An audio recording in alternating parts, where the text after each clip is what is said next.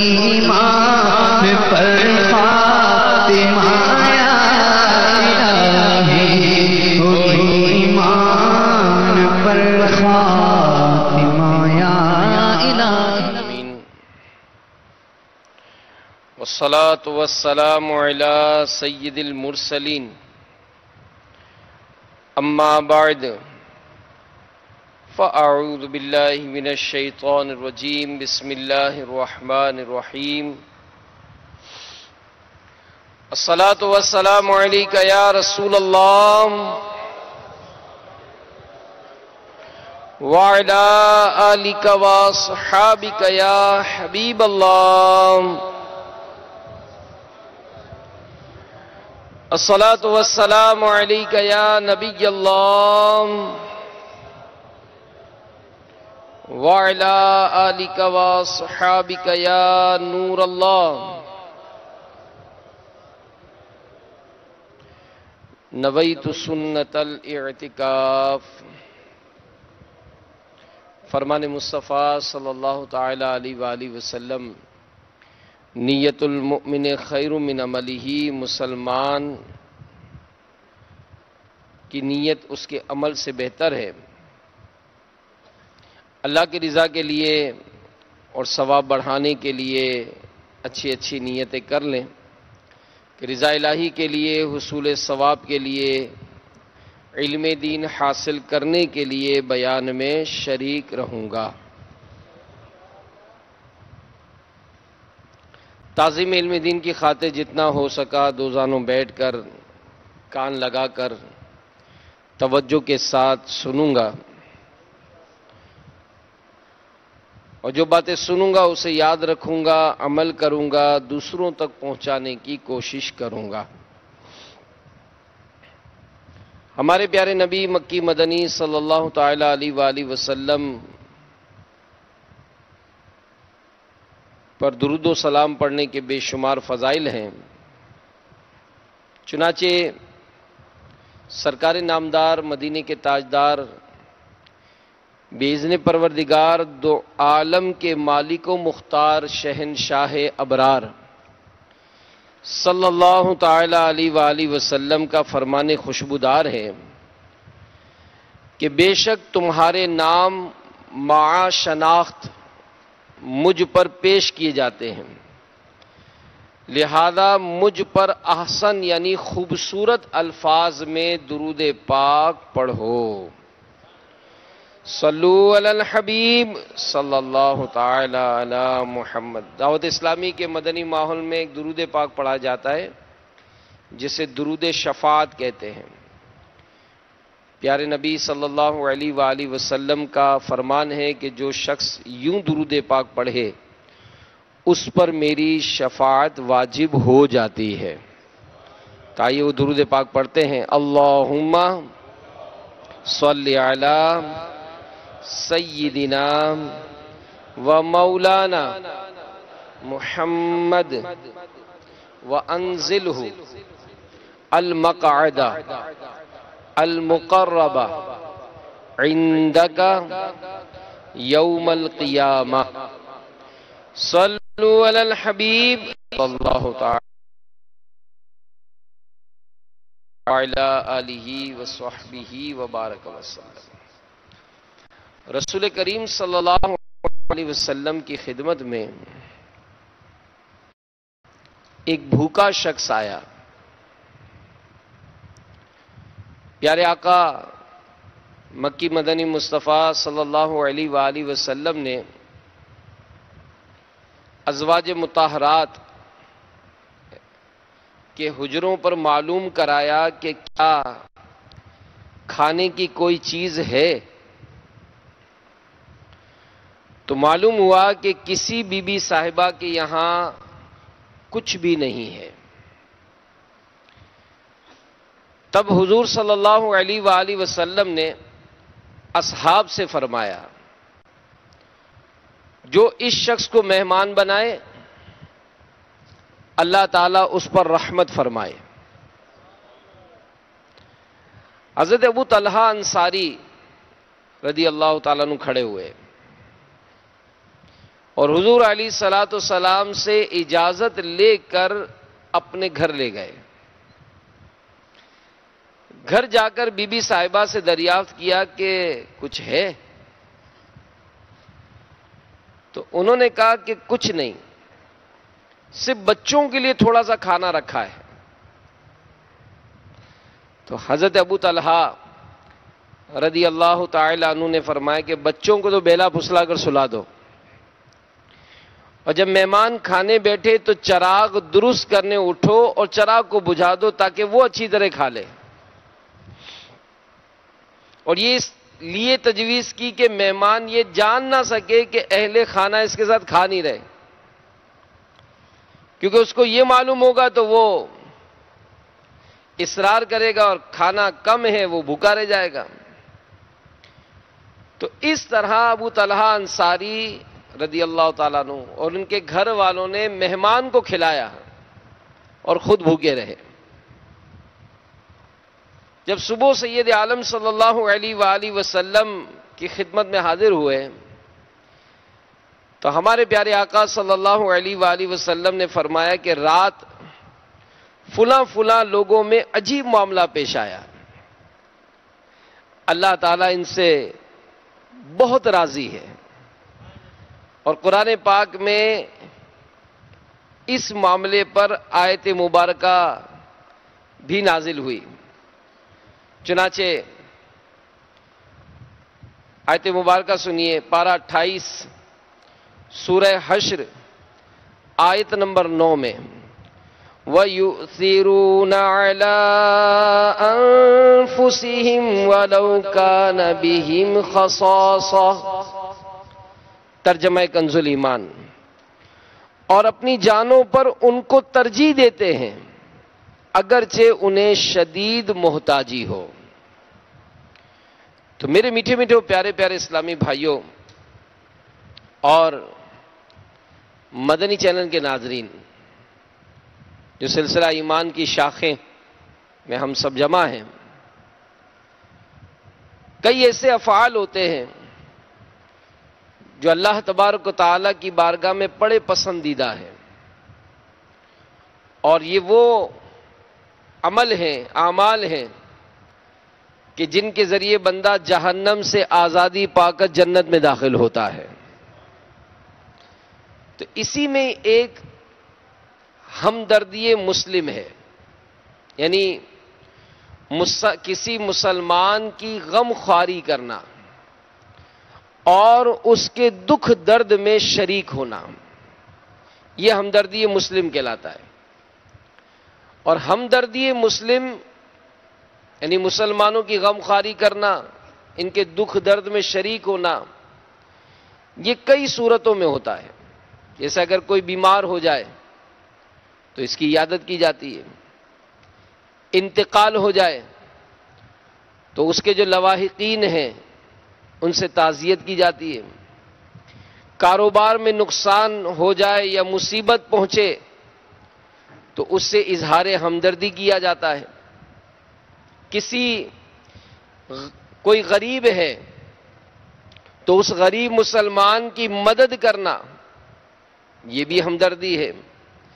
بقدر استطاعت مسلمانوں سے مصیبتیں دور کرنا، ان کی مدد کرنا، یہ ہمدردی ہے. علم دین پھیلانا، یہ بھی بڑی زبردست خیر خواہی، بڑی زبردست ہمدردی ہے. نیک اعمال کی ترغیب دینا، یہ مسلمانوں سے ہمدردی کہلائے. اپنے لیے جو اچھی چیز پسند ہو وہی اپنے مسلمان بھائی کے لیے بھی پسند کرنا. ظالم کو ظلم سے روکنا اور مظلوم کی مدد کرنا، یہ بھی ہمدردی ہے. مقروض کو مہلت دینا یا کسی مقروض کی مدد کرنا، یہ بھی ہمدردی ہے. دکھ درد میں کسی مسلمان کو تسلی اور دلاسا دینا.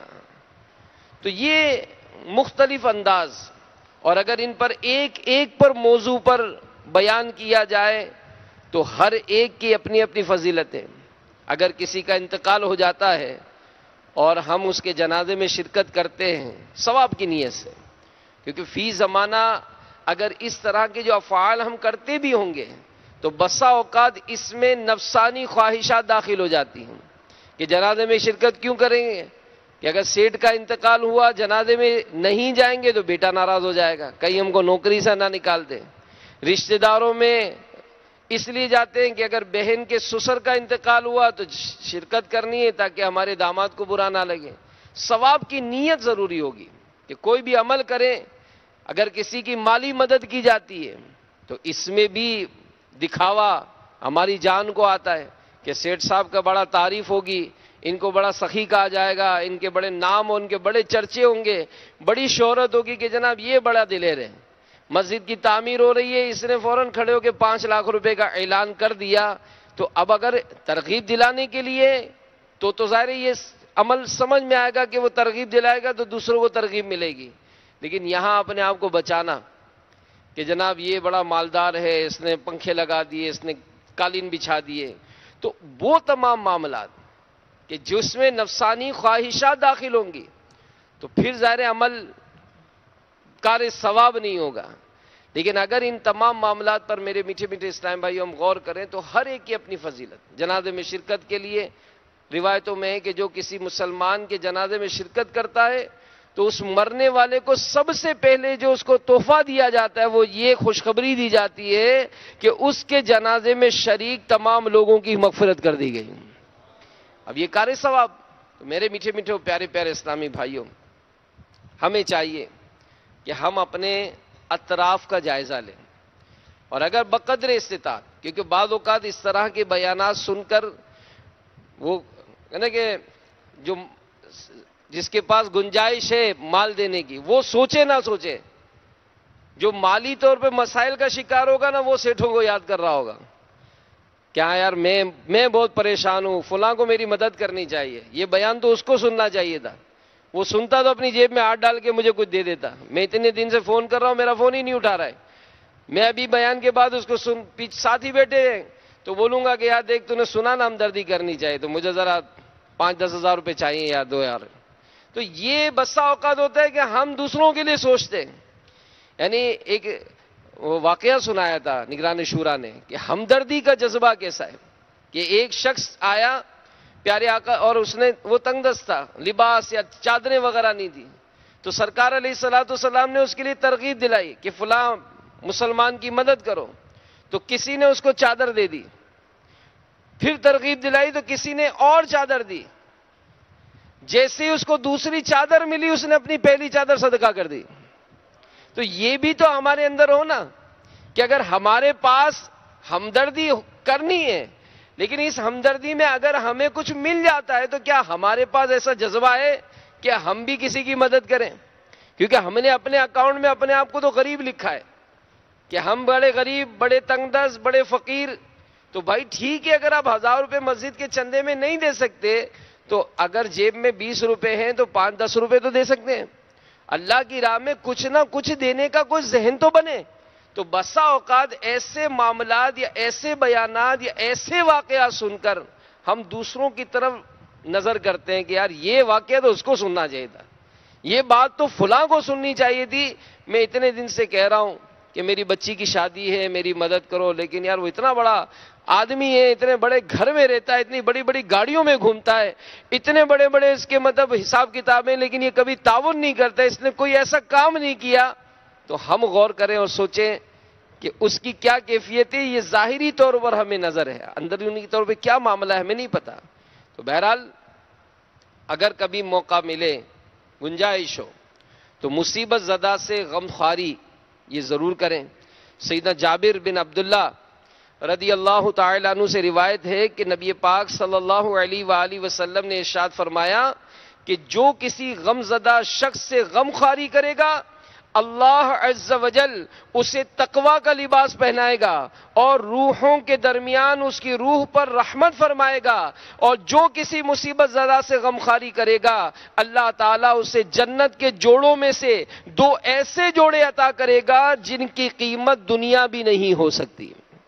تو کاش ہمیں ہمدردی مسلم کا جذبہ نصیب ہو جائے۔ میرے آقا اعلیٰ حضرت امام اہل سنت مولانا شاہ امام احمد رضا خان علیہ رحمت الرحمن فتاوی رضویہ میں ایک سوال کے جواب میں فرماتے ہیں کہ ہر فرد اسلام کی خیر خواہی ہر مسلمان پر لازم ہے۔ تو ہم نے سنا کہ کون کون سے انداز ہیں کہ جس سے غمخواری ہوتی ہے، کس طرح سے اپنے معاملات ہم دوسروں کے بہتر کر سکتے ہیں، جن میں ہم نے ایک سنا کہ علم دین پھیلانا۔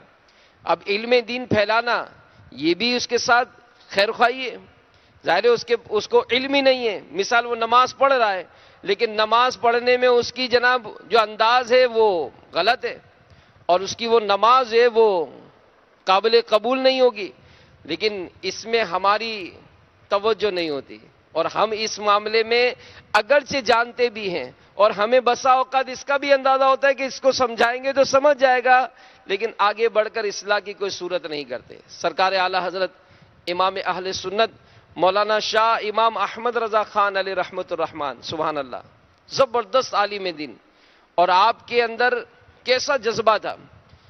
سفر مظفر آپ کا مبارک مہینہ ہے، ماہ رضا ہے یہ، تو اعلی حضرت رحمت اللہ تعالی علیہ نماز کے بعد دہلی ہند میں ایک مسجد میں مشغول وظیفہ تھے، اوراد و وظائف پڑھ رہے تھے۔ ایک صاحب آئے اور آپ رحمت اللہ تعالی علیہ کے قریب ہی نماز پڑھنے لگے۔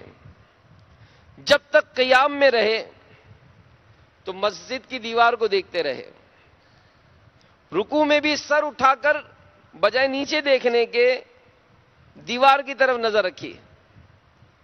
جب وہ نماز سے فارغ ہوئے تو اعلی حضرت رحمت اللہ تعالی علیہ اپنا وظیفہ مکمل کر چکے تھے۔ آپ علیہ رحمہ نے انہیں اپنے پاس بلایا اور شرعی مسئلہ سمجھایا کہ نماز میں کس کس حالت میں کہاں کہاں نگاہ ہونی چاہیے، اور پھر فرمایا کہ بحالت رکوع نظر جو ہے، نگاہ جو ہے، یہ پاؤں پر ہونی چاہیے۔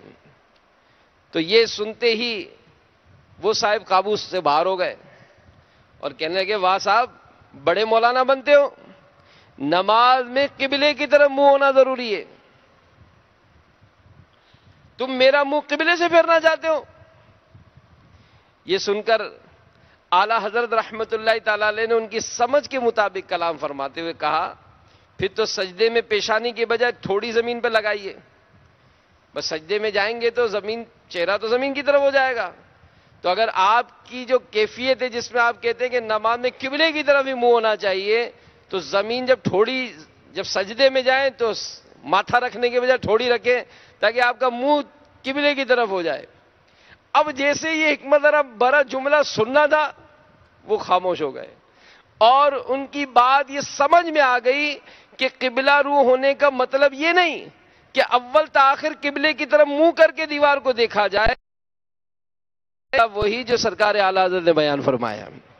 تو کئی ایسے افعال ہوتے ہیں ماشاء اللہ جو دعوت اسلامی کے ہفتہ وار اجتماع میں آتے ہیں۔ ظاہر اجتماع کے بعد مدنی حلقے لگتے ہیں جس میں سنتیں سیکھی سکھائی جاتی ہیں، مدنی قافلوں میں سفر کرتے ہیں، اور یہ مدنی قافلے سفر کرنا تو ان سے پوچھے جو سفر کرتے ہیں کہ زندگی کے سارے ایکسپیرینس ایک طرف، کہتے ہیں 3 دن کا یہ سفر ایک طرف، کہ اتنا الحمدللہ ہم کو نمازوں کا دیگر معاملات میں اصلاح کی صورت بنتی ہے۔ تو اب یہ ہم نے تو سیکھا، لیکن کیا ہم نے اپنے والد صاحب کی کوئی اصلاح کی صورت کی؟ کوئی ہم نے اپنے بچوں کی اصلاح کی صورت کی؟ کوئی اس معاملے میں ہمارا انداز کیا ہے؟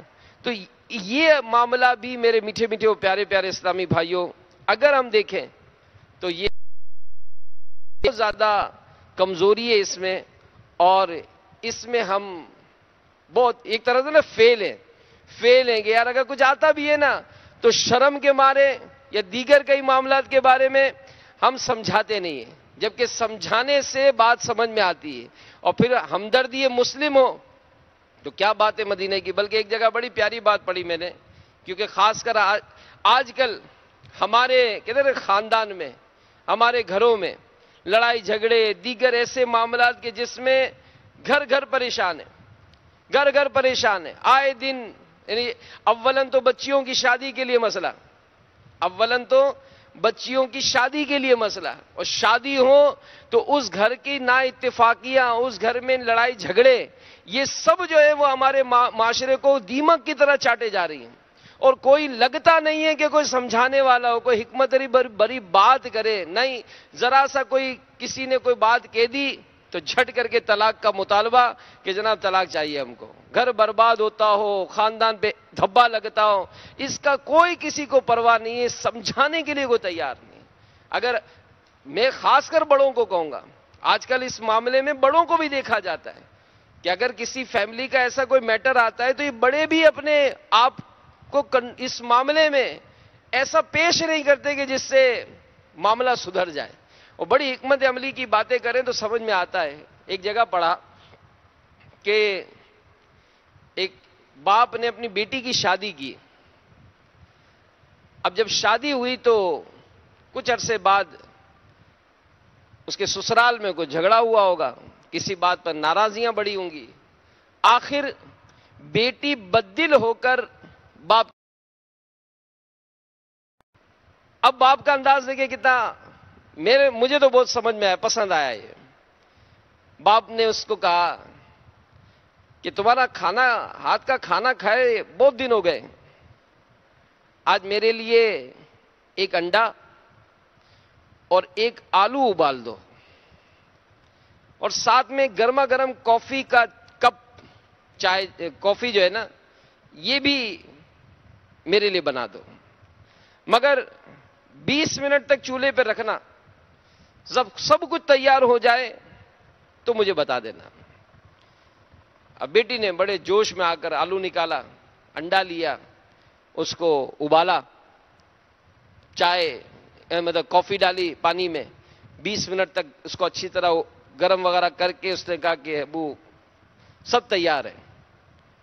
تو اس نے کہا کہ انڈا دیکھ لو چھو کر، پکا ہو گیا، بس مضبوط، کہاں بالکل، آلو کہاں یہ بھی نرم ہو گیا ہے، اور کافی تو کہا اس میں بھی بڑا زبردست رنگ آ چکا ہے، سب پرفیکٹ ہے۔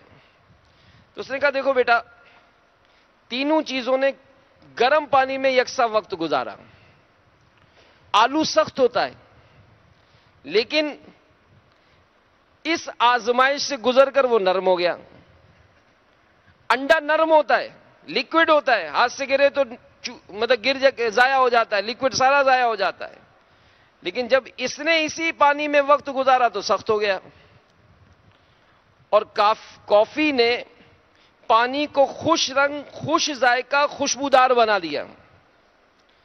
تم کیا بننا چاہتی ہو؟ آلو کی طرح نرم، انڈے کی طرح سخت، یا کافی کی طرح خوشبودار؟ تمہیں سوچنا ہے، خود تبدیل ہو جاؤ یا کسی کو تبدیل کر دو، ڈھل جاؤ یا ڈھال لو، یہی زندگی گزارنے کا فن ہے۔ سیکھنا، اپنانا، تبدیل ہونا، تبدیل کرنا، ڈھلنا اور ڈھل جانا، یہ اسی وقت ممکن ہے جب نباہ کرنے کا عزم ہو کہ کم ہمت منزل تک نہیں پہنچتے، راستے میں ہی ہلاک ہو جاتے ہیں۔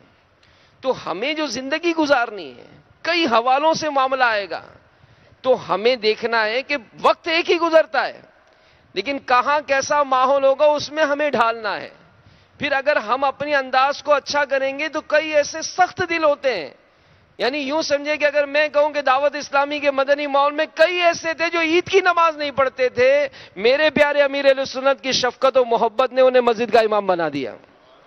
یہ ہوتا ہے نا، یہ ہوتا ہے کہ معاشرے کا کوئی بگڑا ہوا ہو لیکن کوئی ایسا فرد اس کو مل جاتا ہے کہ جو اس کے اوپر ایسی کوئی توجہ دے دے، ایسی کوئی مطلب میٹھی بات کر دے، کوئی ایسے شفقت و محبت کر دے، تو میرے میٹھے میٹھے اسلامی بھائیوں بہت بڑی تبدیلیاں آتی ہیں۔ ورنہ فی زمانہ اس معاملے میں حالات اتنے بگڑتے جا رہے ہیں کہ یوں سمجھے کہ کوئی سمجھانے کے لیے تیار ہی نہیں ہے، کوئی سمجھانے کے لیے تیار نہیں ہے۔ وہ کہتے ہیں گرتے کو ایک اور دھکا دو، دو بھائی آپس میں لڑے تو تیسرا پن مار کر اس کو مطلب اس کو اور ابھارتا ہے کہ دیکھ تیرے خلاف یہ کیا ہے۔ کوئی اگر کسی کے خلاف لکھے تو اس کو بجائے سمجھانے کے کہ تم اپنی آخرت کو کیوں برباد کر رہے ہو، امیر اہل سنت نے یہاں تک گزشتہ مدنی مذاکروں میں فرمایا کہ غیبت کو پڑھنا بھی گناہ ہے۔ اور مفتی قاسم صاحب نے بڑی پیاری بات فرمائی کہ جیسے ہی ہم تحریر کو شروع کرتے تو ہمیں خود اندازہ ہوتا ہے کہ اس تحریر میں کیا ہے، تو لہذا ایسی تحریر کو شروع کرتے ہی اپنی نظروں کو ہٹا دے، تاکہ کہیں ایسا نہ ہو کہ عبادت کی لذت، وہ روحانیت سارا جذبہ یہ ملیا میٹ ہو جائے. تو میرے میٹھے میٹھے پیارے پیارے اسلامی بھائیوں، اس معاملے میں مسلمانوں کے ساتھ خیر خواہی کی جائے. تو کاش کہ ہمیں وہ مدنی مقصد جو امیر علیہ سنت عطا فرماتے ہیں کہ مجھے اپنی اور ساری دنیا کے لوگوں کی اصلاح کی کوشش کرنی ہے، انشاءاللہ اس عظیم جذبے کو حاصل کر لیں، اس مقصد کو اپنا لیں. کہیں بھی رہیں ایک مبلغ کی حیثیت سے رہیں، تاکہ جہاں کسی کو کوئی سمجھانا ہو، جہاں کوئی بات کرنی ہو تو ہم اس بات کو کریں، تاکہ اس معاملے میں مسلمان جو کمزوری اور پستی کی طرف جاتے جا رہے ہیں، میرے میٹھے میٹھے اسلام بھائیو، کاش کہ معاشرہ یہ اچھی طرف رواں دواں ہو جائے. اور الحمدللہ جہاں دعوت اسلامی کے مدنی کاموں کا سلسلہ ہوا، مضبوط ہوا، تو وہاں معاشرے میں بڑی اچھی تبدیلی پیدا ہوتی ہے. تو ہمارے اسلاف و بزرگان دین، ان کا ہمدردی مسلم، اس کا جذبہ بھی دیکھیں کیسا زبردست تھا.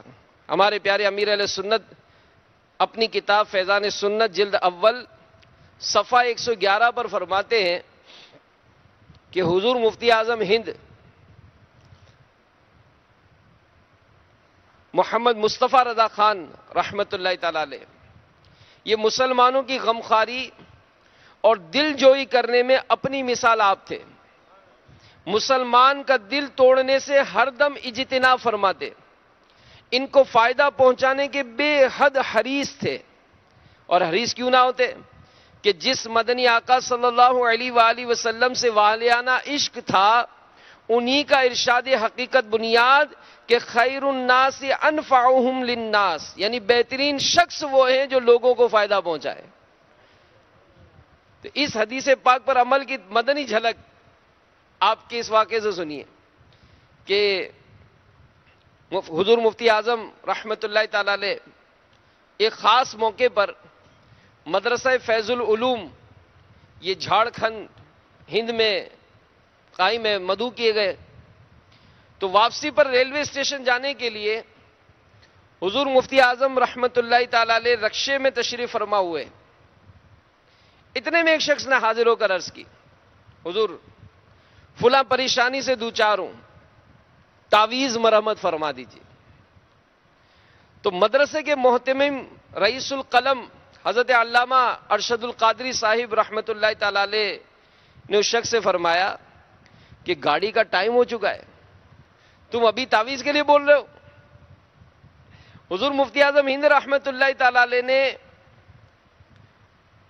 ان کو اس شخص کو روکنے سے منع فرمایا، اور علامہ صاحب نے عرض کی کہ حضور گاڑی چھوٹ جائے گی.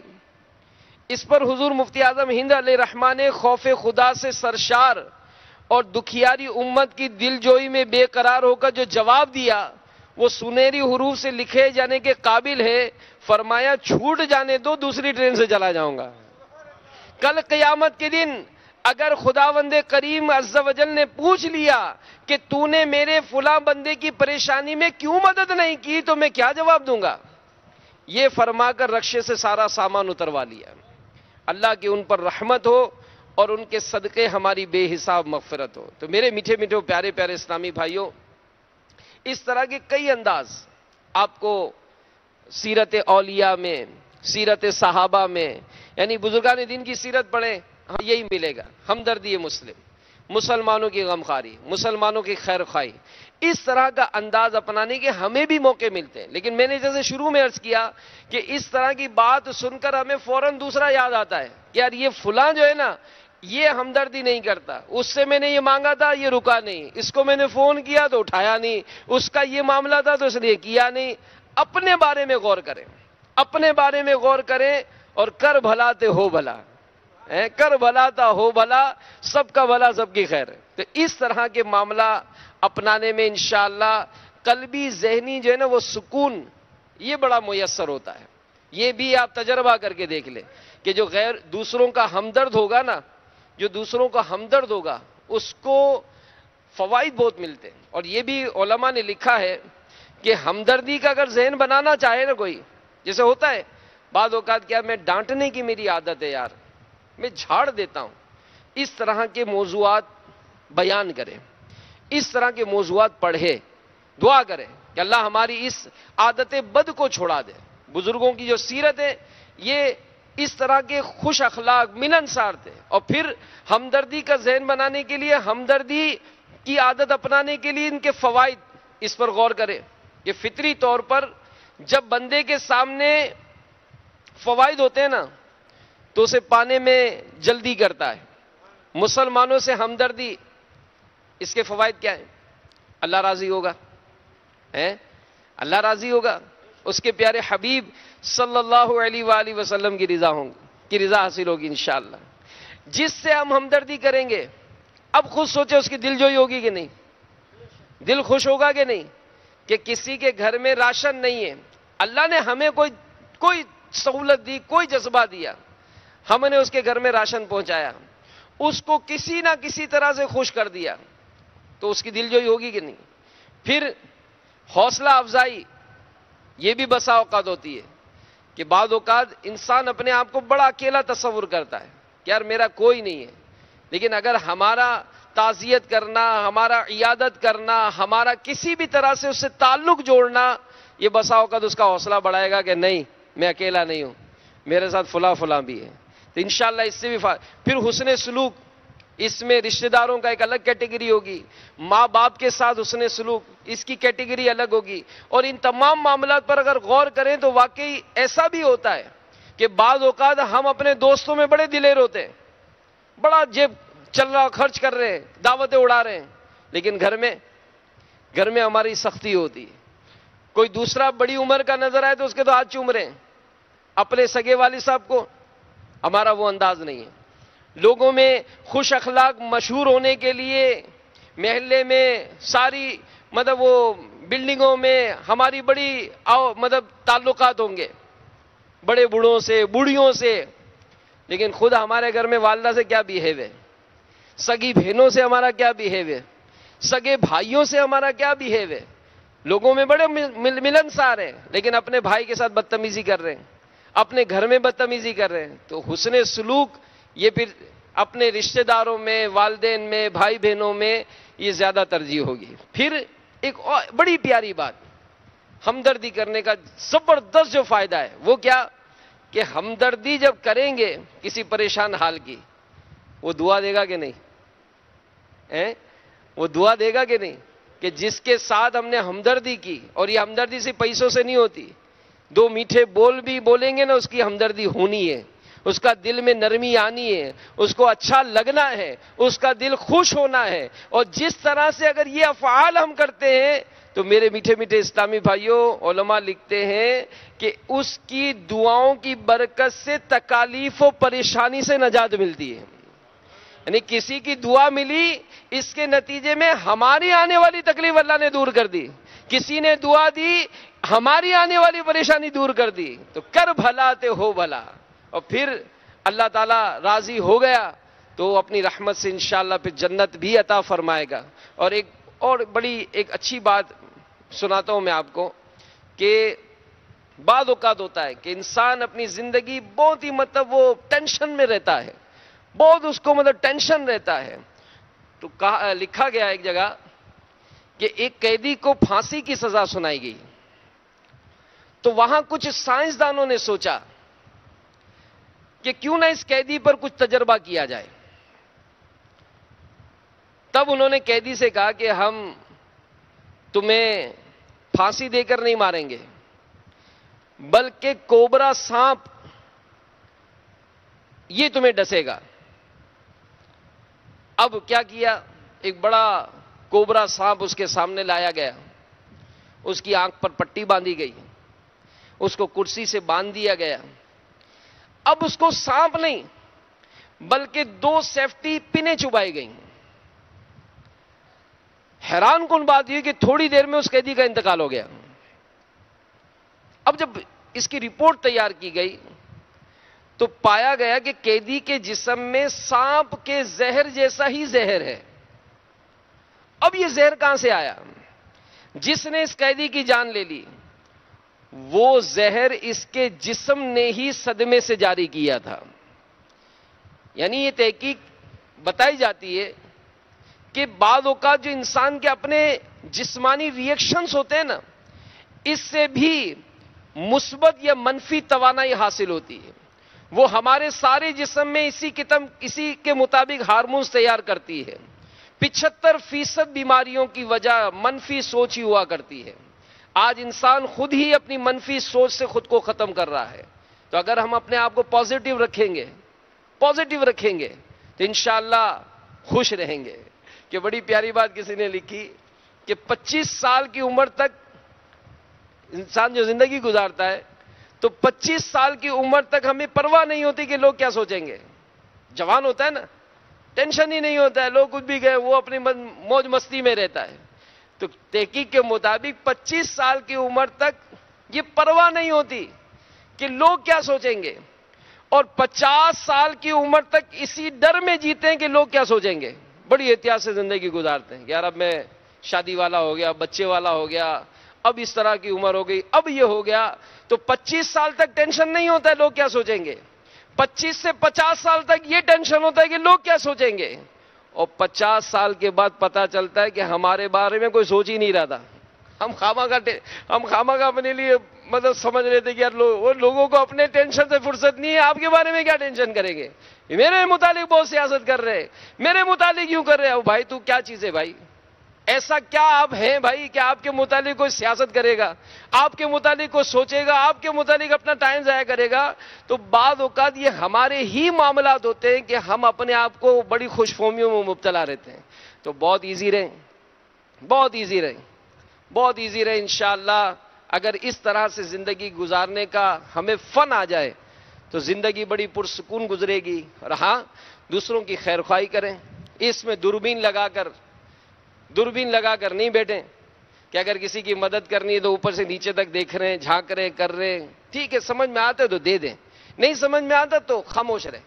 اپنی زبان سے، اپنی تحریر سے، اپنے میسج سے، اپنے انداز سے کاش کہ ہم کسی کو تکلیف نہ پہنچائیں۔ اور پھر دوسری بات جو علماء لکھتے ہیں، حسن اخلاق کو پیش نظر رکھیے۔ ہمدردی کا جذبہ پیدا کرنا ہے، حسن اخلاق کو پیش نظر رکھیے کہ کسی مسلمان سے ہمدردی کرنا اس کے ساتھ حسن سلوک اور اچھے اخلاق کا مظاہرہ ہے۔ اور ہمارے پیارے نبی صلی اللہ علیہ وآلہ وسلم کا فرمان ہے، میزان عمل میں حسن اخلاق سے وزنی کوئی اور عمل نہیں۔ تو کاش ہمیں حسن اخلاق کی دولت نصیب ہو جائے، پیارے آقا صلی اللہ علیہ وآلہ وسلم کا صدقہ کہ اس میں ہمیں یہ جذبہ نصیب ہو جائے۔ پھر اسی طرح صلہ رحمی کو پیش نظر رکھیے۔ عزیز و اقارب، رشتہ دار تکلیف و پریشانی میں آ جائیں، ان کے دکھ درد میں شامل ہونا، ان کے ساتھ صلہ رحمی کرنا ہے۔ صلہ رحمی کا رشتہ داروں کے ساتھ حکم دیا گیا، لہذا بندے کو چاہیے کہ صلہ رحمی کا مدنی ذہن بنائے۔ اسی طرح احترام مسلم کو پیش نظر رکھیے کہ ایک عام مسلمان کے ساتھ ہمدردی کرنے میں احترام مسلم بھی ہے، اور اسلام میں ایک مسلمان مومن کی بڑی اہمیت بیان کی گئی۔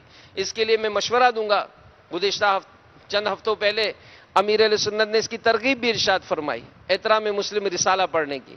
اور یہ ماشاءاللہ ہر ہفتے امیر اہل سنت کی طرف سے یہ سمجھیں ہمارے لیے ایک تحفہ ہے کہ اگر ہم یہ اپنا معمول بنائیں اور یہ رسائل ہاتھوں ہاتھ پڑھنے کی ترکیب بنائیں تو انشاءاللہ اس کی بڑی برکتیں ملیں گی۔ امیر اہل سنت نے اس ہفتے جو رسالہ پڑھنے کا ہمیں ارشاد فرمایا ہے وہ ہے قسم کے بارے میں مدنی پھول۔ یہ بھی مکتبۃ المدینہ سے شائع کردہ رسالہ ہے، سستا ہے، پاکٹ سائز کا رسالہ ہے، صرف 7 روپے ہدیہ میں، بڑے سائز کا رسالہ 15 روپے ہدیہ میں، فرض علوم اس میں شامل ہیں۔ اور اس میں امیر اہل سنت دعا دیتے ہیں کہ جو رسالہ قسم کے بارے میں مدنی پھول پورا پڑھ لے اسے جھوٹی قسمیں کھانے سے، اس میں دعا لکھیے کہ یا رب عز وجل جو رسالہ قسم کے بارے میں مدنی پھول پورا پڑھ لے اسے جھوٹی قسمیں کھانے کے گناہ سے محفوظ رکھ۔ تو اللہ تعالیٰ اس دعائے عطار سے ہمیں حصہ نصیب فرمائے۔ تو یہ رسالہ لے لیں، گھر میں بچوں سے بھی پڑھوائیں، گھر میں بھی پڑھائیں، تاکہ قسم کے بارے میں شرعی احکامات یہ ہم جاننے میں کامیاب ہو جائیں۔ اسی طرح ہمدردی کا جب ذہن بنانا ہے، ہمدردی مسلم، تو حق مسلم کی ادائیگی کی نیت بھی کر لیں، اس سے ہمدردی کرنے کا جذبہ بڑھے گا۔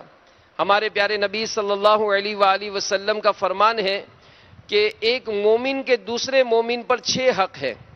جب وہ بیمار ہو تو عیادت کرے، جب وہ مر جائے تو اس کے جنازے میں حاضر ہو، جب بلائے تو حاضر ہو، جب اس سے ملے تو سلام کرے، جب چھینکے تو جواب دے، اور موجودگی و غیر موجودگی میں اس کی خیر خواہی کرے. اسی طرح بیمار کی عیادت کر کے ہمدردی کیجیے. ہمارے پیارے نبی صلی اللہ علیہ وآلہ وسلم کا ارشاد ہے، جو کسی مریض کی عیادت کرتا ہے یا رضا الہی کے لیے اپنے کسی بھائی سے ملنے جاتا ہے تو ایک منادی اسے مخاطب کر کے کہتا ہے، خوش ہو جا کیونکہ تیرا یہ چلنا مبارک ہے اور تو نے جنت میں اپنا ٹھکانہ بنا لیا ہے. مریض کی دعائیں لینے کے لیے اس سے ہمدردی کیجیے. مریض کی دعا بھی قبول ہے. ہمارے پیارے نبی صلی اللہ علیہ وآلہ وسلم نے فرمایا، جب تم کسی مریض کے پاس جاؤ تو اس سے اپنے لیے دعا کی درخواست کرو، کیونکہ اس کی دعا فرشتوں کی دعا کی طرح ہے. اللہ تعالی ہم سب کو عمل کرنے کی توفیق عطا فرمائے. آمین بجاہ النبی الامین صلی اللہ تعالی علیہ وآلہ وسلم. صلو علی الحبیب صلی اللہ تعالی علی محمد. ابھی انشاءاللہ جمعہ پر فاطمہ یا الہی، ایمان پر فاطمہ یا الہی، ایمان پر فاطمہ یا الہی. فرمان مصطفیٰ